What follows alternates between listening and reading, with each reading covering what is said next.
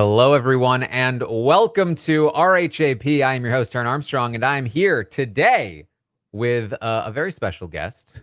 He was on The Getaway, which we have started to cover recently. It's Matt Krol. How you doing, Matt? Good. Thank you for having me.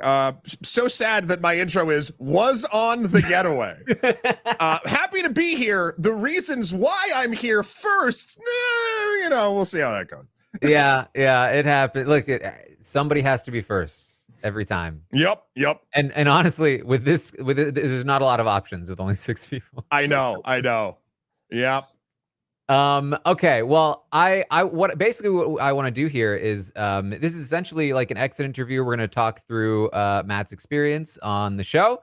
And obviously there's spoilers for the first episode of The Getaway, which you already know at this point. Yeah. But we will not, of course, be spoiling anything beyond the first episode. Right. Beyond my being here. So Matt, I'm very curious, how did this even happen? Like, how were you approached? Like, what was the pitch for the show? The pitch from the show came to me from Dave over at Nebula. I'm over, I have a few YouTube channels. They're also on Nebula. I'm part of that whole family. And Dave messaged me asking, saying that they were putting together the show. The Wendover team was involved. Basically, like, you in? Like a very brief, boom. But the instantly I heard that it was but when I heard the teams working on it, I was just like, yeah, absolutely. I don't need to know anything else. Now, granted, they obviously tricked us in many different ways, but I think the reason why I was like, yeah, absolutely, I will do this 100% was I knew they were going to mess with us in a, reality show-esque fashion, but I also trust this team to do it to make something really cool, interesting, and also be overall fair to us, which I got to hand it to them. With the rules that they built, they absolutely were. So yeah, it was kind of a quick elevator pitch. Are you in? Because of the pedigree of who was behind it. Absolutely. Yeah. It was a very quick yes. Yeah, I mean, I think that's very understandable considering who they are. And that's what's interesting because obviously, if anybody doesn't know, the guys that produce this, they're from Wendover. They make Jet Lag, the game. And one of the things that they really, from my perspective at least, try to do in Jet Lag, and it seems like they're trying to do it here as well, is be very straightforward and honest about the actual events of what's happening, as opposed to, I would say, most reality television. Right. Yeah. Correct. Which very much wants to craft a narrative, and will take any footage that they can to fit that narrative. Yeah. I think what they do here is they take what actually happened and tried to make it as interesting as possible. Yeah. No, that's a good description. So in this case, they are outright lying to their contestants. I should say outright tricking their contestants. Yes, without outright lying to their contestants. On the lighter side, they're tricking us and being playful. On the heavier side, they're gaslighting us super hard. But to Sam and Adam and Ben and Amy's credit, they did not lie to us. I remember the moments that they have in the show where we're getting the cards and revealing our roles and everything, and it's nice to see that's exactly how it played out. There's no behind any of that. That's literally I love seeing that they had practice sessions with each other for when things came up so that they wouldn't bungle it if we asked. That moment was really telling too, because, well, in hindsight, not in the moment, they did a very good job. I don't know if you noticed, but Sam's sitting there shuffling the cards, looking through the cards, to find mine. And they said, now there's one of these is a snitch card. And they give me the envelope. But they actually do. There are 5 cards. I don't know what the other cards, I think they probably just said loyal in the other cards. But then between when we came in and out, they just switched where that snitch card was in those envelopes. So they never lied. There was one snitch card. They just didn't ever say, but we're giving it to everyone, obviously. It's clever little things like that I think make the show pretty special. Yeah, and I think that was a very clever way of because I think like the first question that comes to my mind, especially having watched like the traders recently and stuff like Yeah, that, is like how many? How many snitches? yeah. But as soon as they say one of these cards, I might not ask that question. And I assume you didn't either. No, not at all. I mean, maybe that's the lesson I've learned is don't trust Sam. But yeah, I mean, it just seemed like their rehearsals, I think, paid off because, you know, I personally, I won't speak for anybody else, but bought it hook, line, and sinker. And it was also sort of doubly fun. And I think they talked about this. There was a New York premiere of EP1 a little bit ago.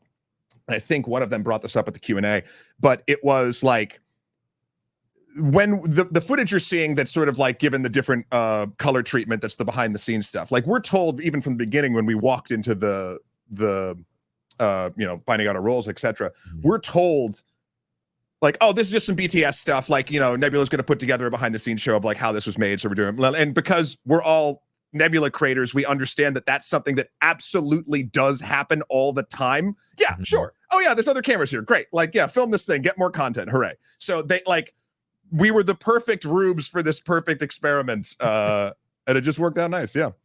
Yeah.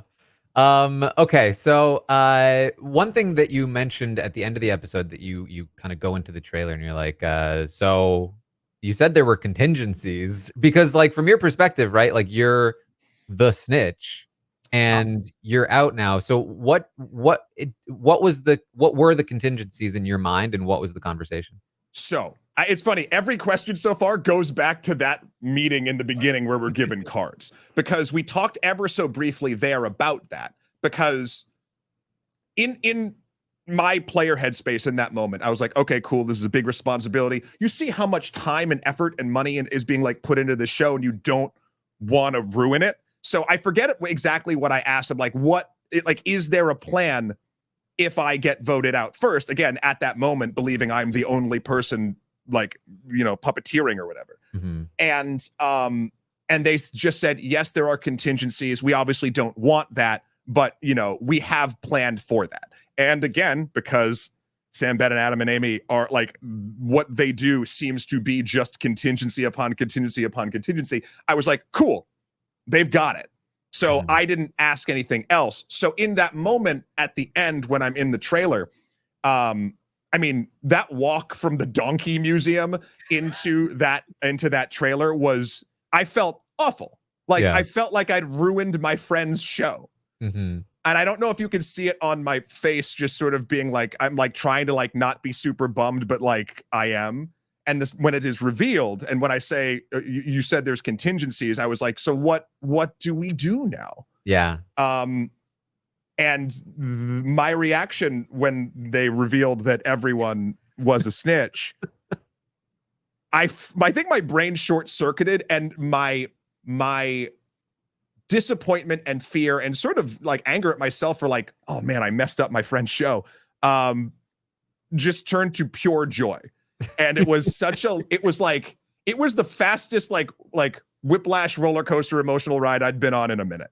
And yeah, so that I didn't know at that moment what the contingencies were.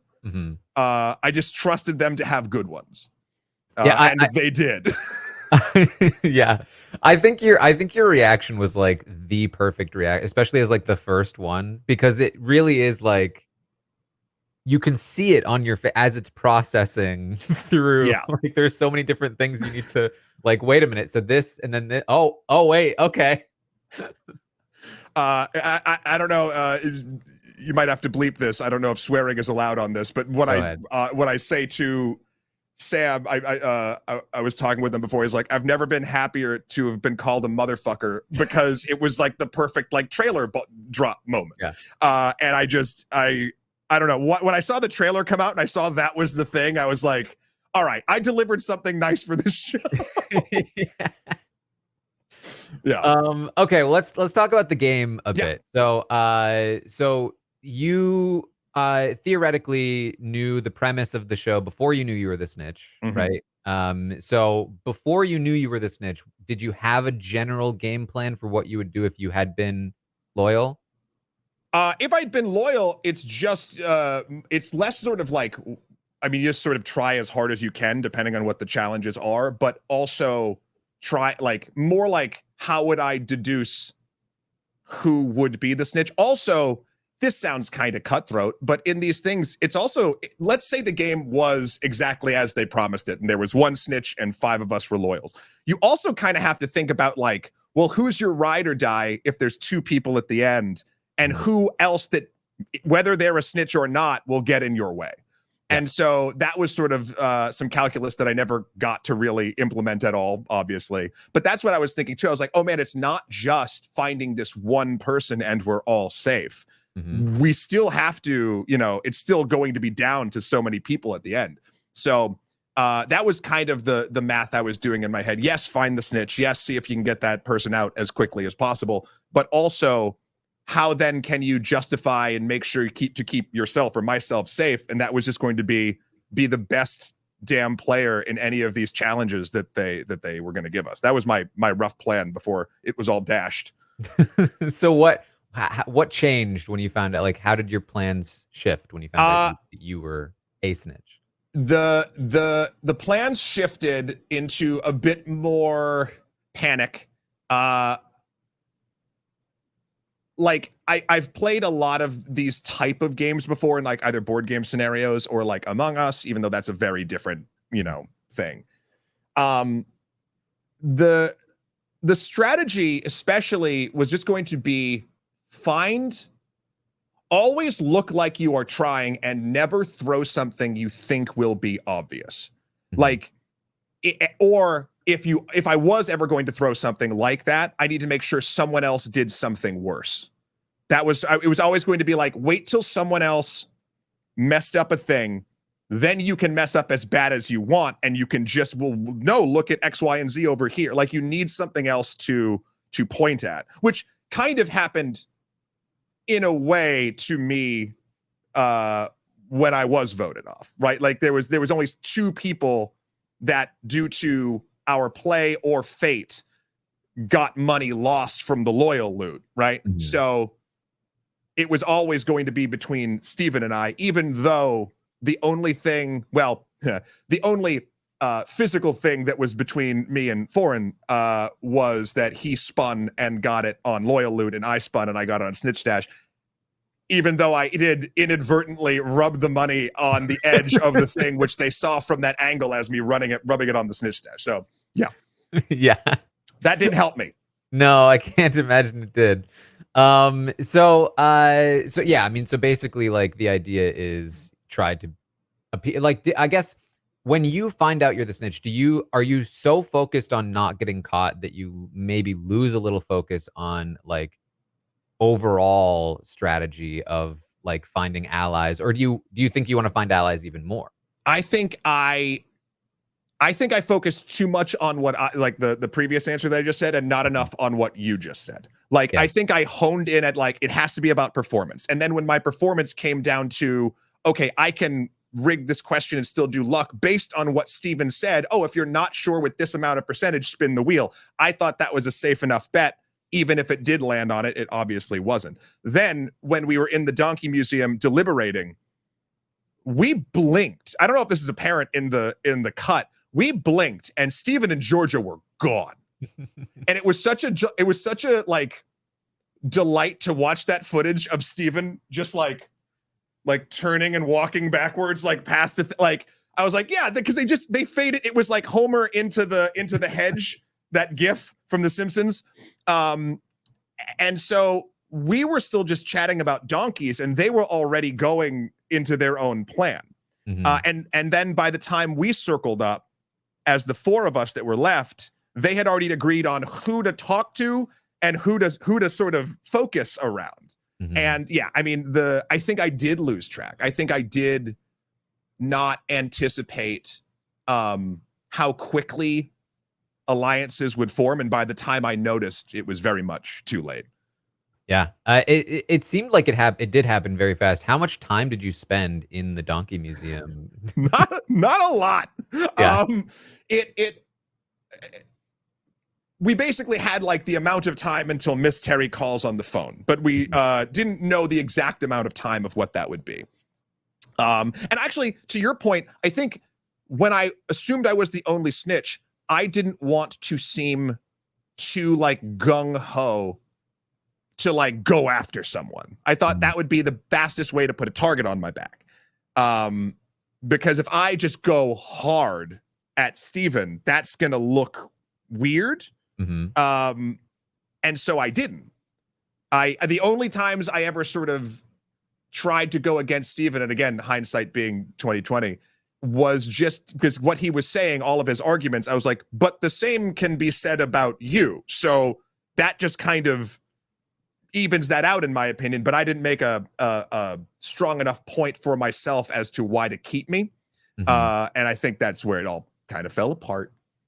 Yeah, well, I mean, it's so interesting though, because like that approach, I think, is valid if you are the only snitch, because because the thing is that if when everyone is a snitch, they don't. I talked about this a little bit on the recap, but like they don't really care one way or the other how innocent or not innocent you look. They just care that there's any excuse to put a target on you.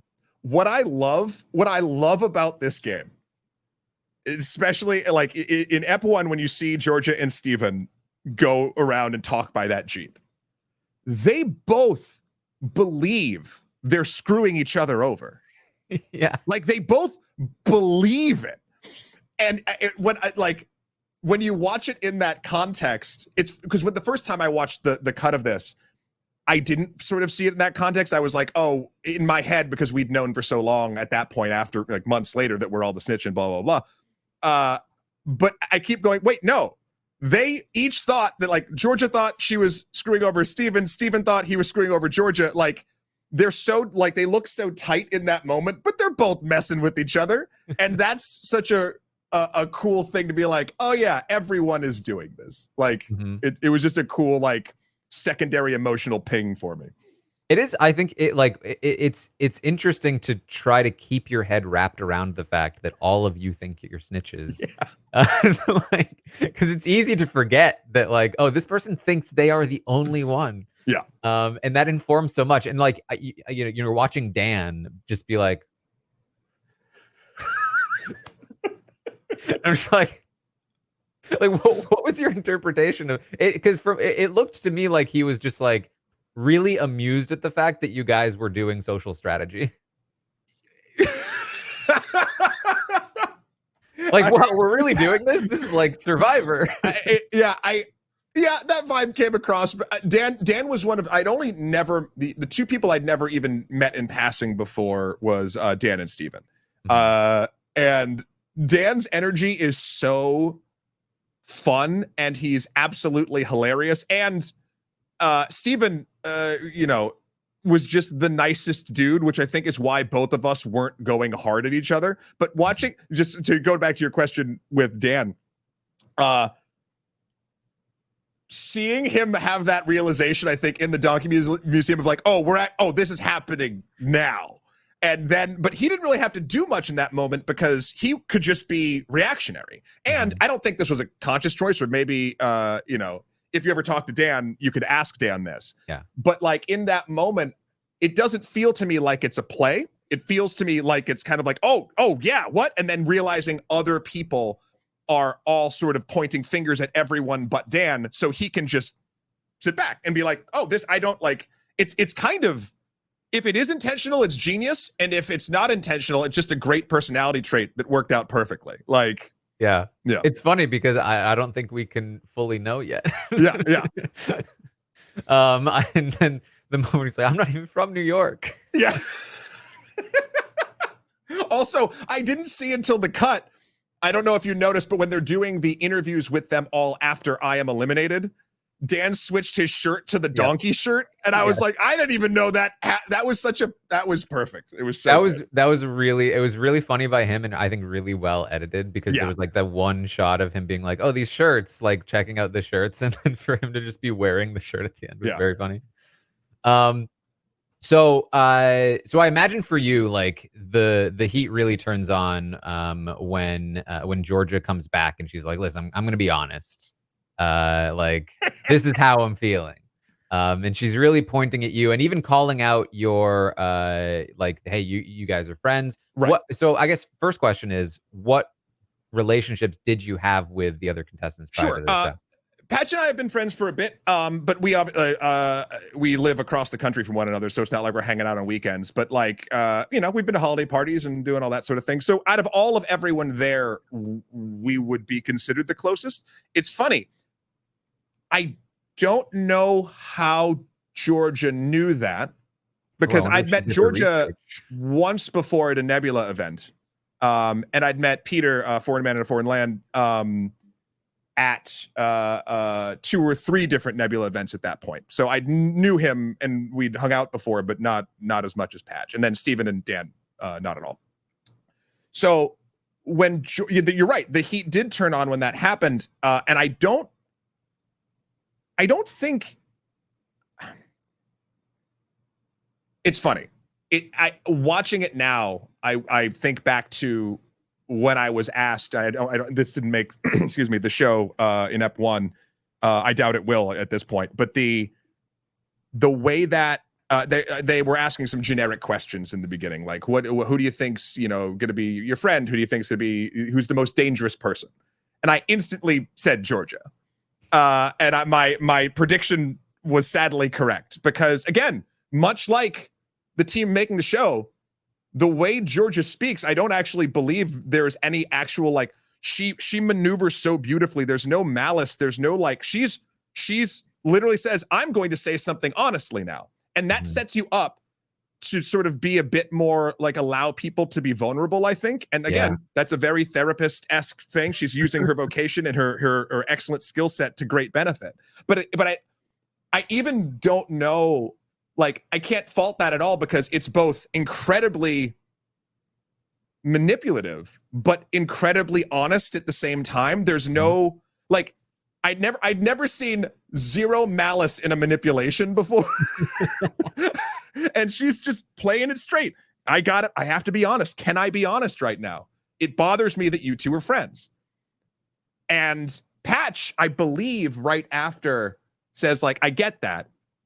And then he tries to move it back to, I'm trying to remember who. He does move it somewhere else briefly in the conversation. But that doesn't stick, because I think everybody comes and forms the group again, and it kind of gets loud and raucous for a moment.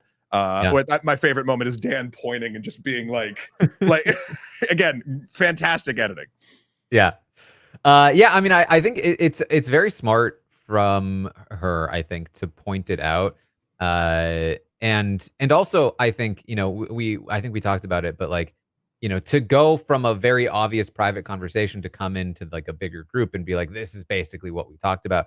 I think you could look at that as like, oh, she couldn't keep the secret. But I think it is actually really smart, because you all saw her just having that conversation. So like, to say, and then she said it in a way that weaponized it really well. And calling out a friendship is huge, especially like a 6-person cast. If you really were like super tight, like, you would dominate that game. Like, it's very difficult to overcome 2 really tight people in a group of 6. All you need is 1 vote and you're basically unstoppable. And so calling it out so quickly, I think was definitely like rough.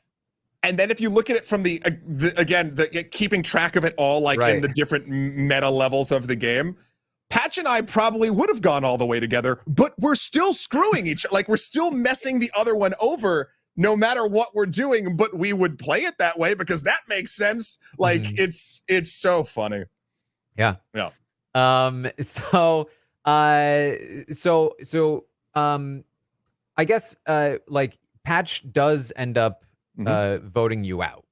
And I think his explanation in the episode was like that, he wants to still appear as loyal as possible. And so that seemed like the way to go. Did that surprise you when you found that out? Did you have like conversations with him about sticking together? No, because so the fun thing is, none of the contestants before the night before knew who was on the show.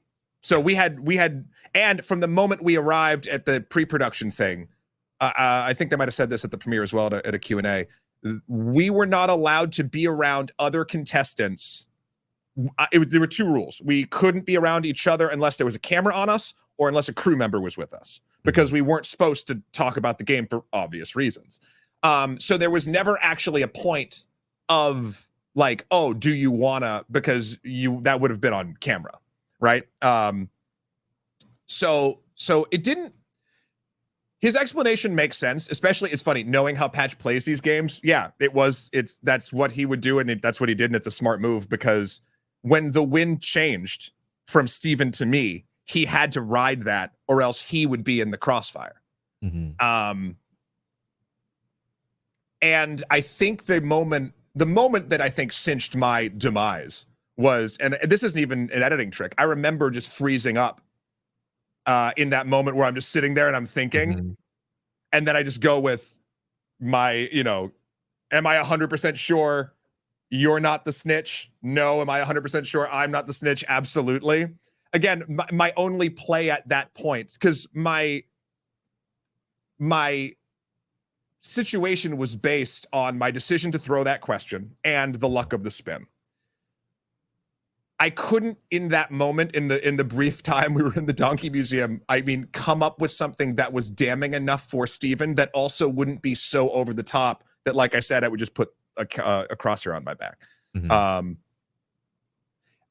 It is funny. I wasn't terribly surprised that Patch did that, because it's a very, very good move. Because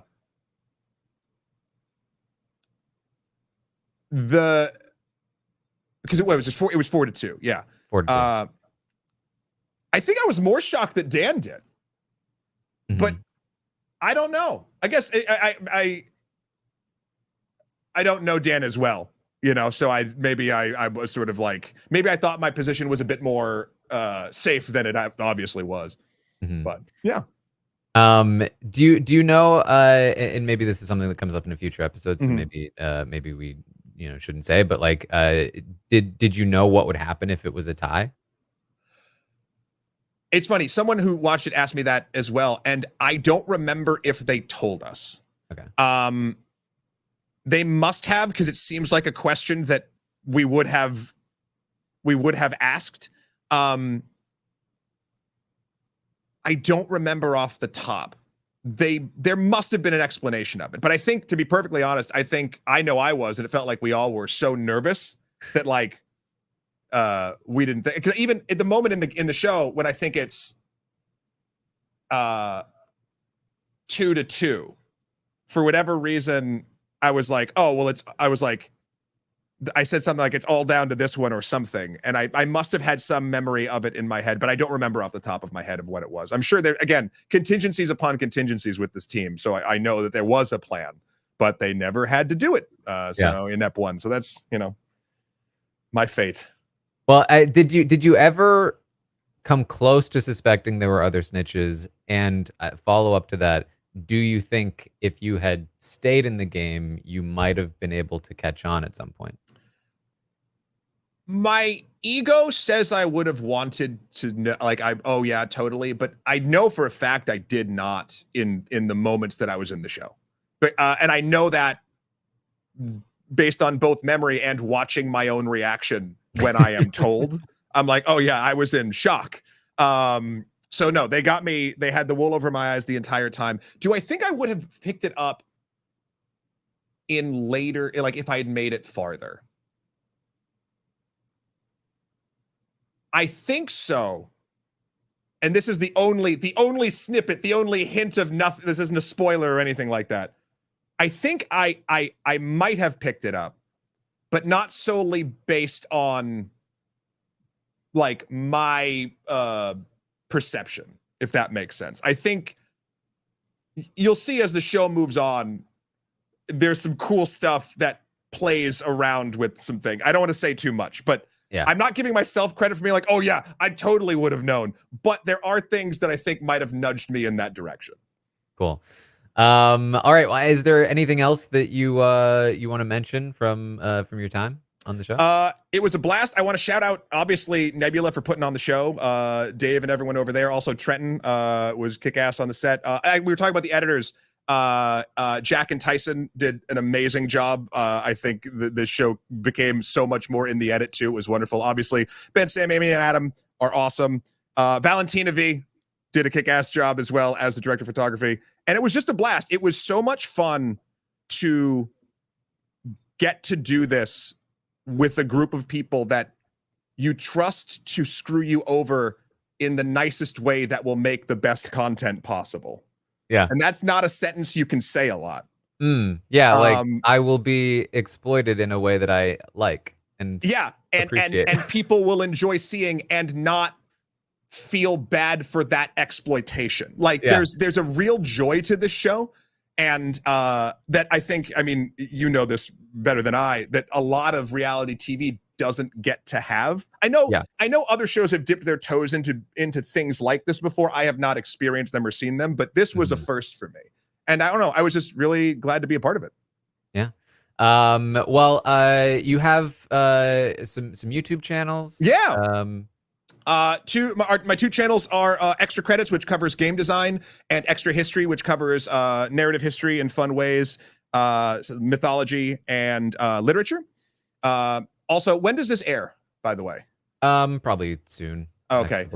If it's all right, we're actually doing a Kickstarter for a Extra History calendar. It's basically a calendar that has dates that don't normally like show special things. There's a QR code where you can scan things and watch movies, videos about certain days in history. We're really excited. It launches, I think, Tuesday, July 16th. So if that interests you, please go check that out.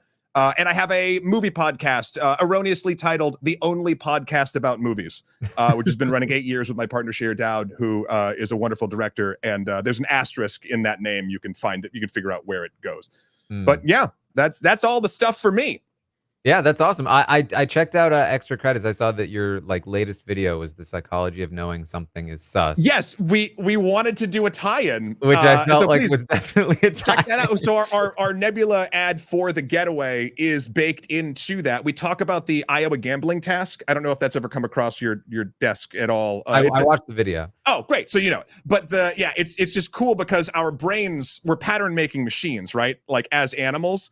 And the test showed that even though, like, if you're drawing cards in a certain order, trying to find patterns, you'll know like around 50 cards out of like 200 cards in 4 decks or whatever. You'll be able to be like, something's weird. But your brain will emit the anxious sort of feelings and electromagnetic pulses of anxiety at around 10 cards pulled. So like subconsciously something is weird before your brain catches up. And I thought that was a really interesting concept of game design around what the Getaway was doing. I wish I could have implemented its lessons better. Yeah, it was a really cool video, so I definitely recommend people check it out. Thank you.